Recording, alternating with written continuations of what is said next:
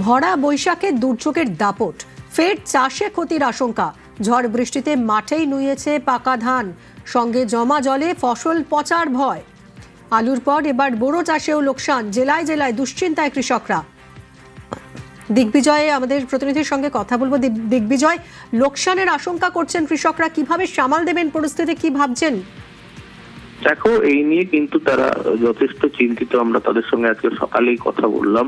পরপর দুদিন যেভাবে কালবৈশাখীর তাণ্ডব হয়েছে পশ্চিম মেদিনীপুর জেলার দেবদার সবং পিংলা জুড়ে, তাতে কিন্তু পাকা ধানের ব্যাপক একটা ক্ষয়ক্ষতি।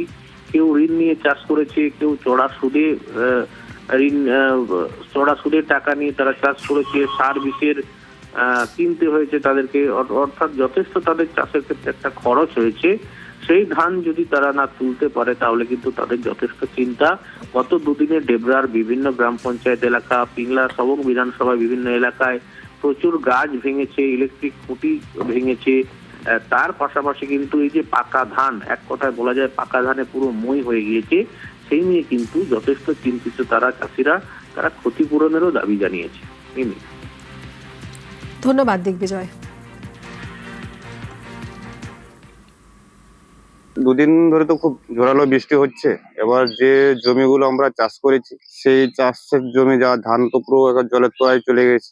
আমরা মাঠ থেকে ধান তো নিয়ে আসতে পারছি না, ধান পাবো কিনা তারও এক সন্দেহজনক ব্যাপার আছে। ক্ষতি তো হয়ে গেছে, কোনো কারণে যদি জলটাও কমে যায় সেই জল থেকে তো আকুর বেরিয়ে আসবে ধানের গোড়া।